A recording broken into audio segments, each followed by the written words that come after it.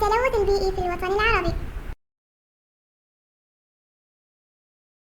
مفهوم التلوث البيئي هو مصطلح يعني بكافة الطرق التي يتسبب النشاط البشري في إلحاق الضرر بالبيئة الطبيعية، والتلوث قد يكون منظورا كالنفايات أو بصورة دخان أسود ينبعث من أحد المصانع، وقد يكون غير منظور ومن غير رائحة أو طعم. وبعض أنواع التلوث قد لا تتسبب حقيقة في تلوث اليابسة والماء والهواء، ولكنها كفيلة بإضعاف متعة الحياة عند الناس والكائنات الحية الأخرى. فالضجيج المنبعث من حركة المرور والآلات مثلا يمكن اعتباره شكلا من أشكال التلوث التي تفسد متعة الحياة في المجتمعات.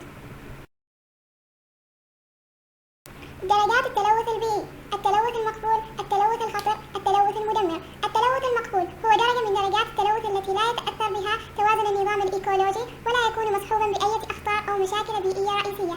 التلوث الخطر تعتبر هذه المرحلة من المراحل المتقدمة، حيث أن كمية ونوعية الملوثات تتعدى الحد الإيكولوجي الحرج، والذي يبدأ معه التأثير السلبي على العناصر البيئية الطبيعية والبشرية. التلوث المدمر وهي المرحلة التي ينهار فيها النظام الإيكولوجي ويصبح غير قادر على العطاء نظرا لاختلال مستوى التوازن بشكل جذري.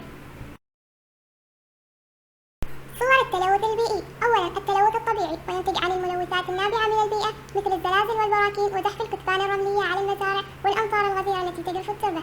ثانياً التلوث بسبب النشاط البشري، أن التغيرات في طبيعة سطح الأرض الناتجة عن النشاط البشري تؤدي إلى تغير في طبيعة انتشار بعض الأمراض المعدية أو ظهور أمراض أخرى وبائية، مما يعرض حياة الإنسان والحيوان للخطر، والأمثلة على ذلك كثيرة، ومنها الملاريا والإيدز وجنون البقر والحمى الصفراء والكوليرا والإنفلونزا وشتى أنواع الحمى النسفية.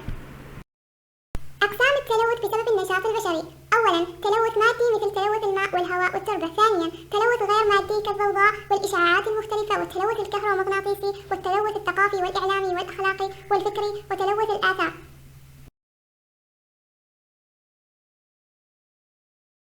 أشكال التلوث الناتج عن النشاط البشري: تلوث المياه. التلوث المائي من منظور علمي هو إحداث خلل وتلف في نوعية المياه بحيث تصبح غير صالحة لاستخداماتها الأساسية وغير قادرة على احتواء الجسيمات والكائنات الدقيقة والفضلات المختلفة في نظامها الإيكولوجي. ولقد أصبح التلوث البحري مشكلة كثيرة الحدوث في العالم نتيجة للنشاط البشري المتزايد وحاجة التنمية الاقتصادية المتزايدة للمواد الخام الأساسية والتي يتم نقلها عبر المحيط المائي، كما أن معظم الصناعات القائمة حاليا تطل على سواحل بحار أو محيطات، ويعتبر النفط الملوث الأساس للبيئة البحرية نتيجة لعمليات التنقيب واستخراج النفط والغاز الطبيعي في المناطق البحرية أو المحاذية لها، إضافة إلى حوادث ناقلات النفط العملاقة.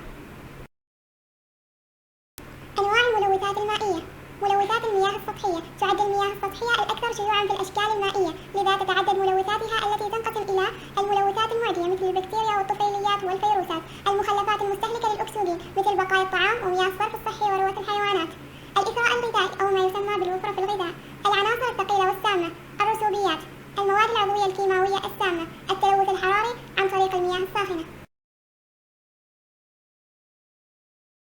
ملوثات المياه الجوفية من خلال المياه العادمة التي مصدرها الحفر الامتصاصية أو شبكات الصرف الصحي التالفة. ملوثات المحيطات: تشهد مياه البحار والمحيطات بالقرب من الكثير من الشواطئ ومن مصبات الأنهار والمدن الساحلية عمليات تلوث بالنفايات السامة وغير السامة والبقع النفطية.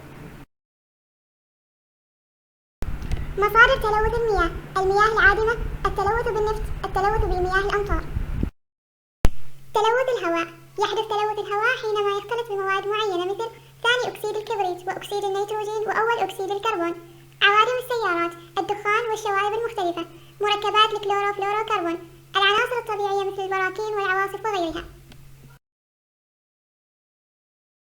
أقسام ملوثات الهواء تبعاً لآلية إنتاجها إلى: أولاً الملوثات الأولية، وهي مجموعة من المواد تغلب عليها الأكاسيد ينتجها البشر كما تنتجها الطبيعة مثل أكاسيد الكربون والكبريت ومركباته والنيتروجين. ثانياً الملوثات الثانوية، وهي التي تنتج من تفاعل الملوثات الأولية بمساعدة الأشعة فوق البنفسجية لإنتاج مواد جديدة خطرة على الصحة والبيئة.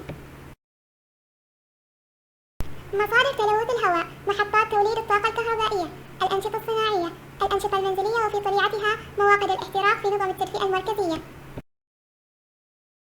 تلوث التربة هو التدمير الذي يصيب طبقة التربة الرقيقة الصحية المنتجة حيث ينمو معظم الغذاء، وتعتمد التربة الصحية على البكتيريا والفطريات والحيوانات الصغيرة لتحليل المخلفات التي تحتويها وإنتاج المغذيات، وتساعد هذه المغذيات في نمو النباتات، وقد تحد المبيدات من قدرة الكائنات العضوية التي في التربة على معالجة المخلفات، وبناء عليه فإن في مقدور المزارعين الذين يفرطون في استخدام الأسمدة والمبيدات أن يعملوا على تدمير إنتاجية وقدرة التربة.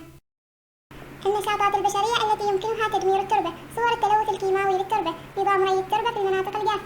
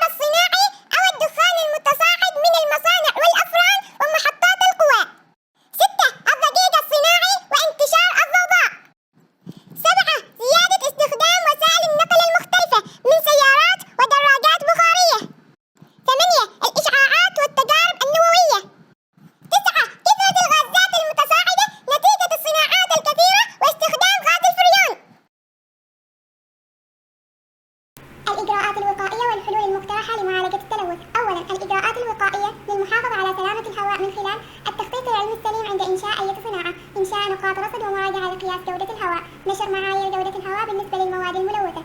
ثانياً، الإجراءات الوقائية للمحافظة على سلامة الماء من خلال استقصاء المواد الملوثة للماء وإعداد قوائم قياسية لها، دراسة طبيعة الماء من حيث حجم وتركيب الجسيمات الملوثة فيه، الحرص على التحليل الدوري للمياه كيميائياً وبيولوجياً.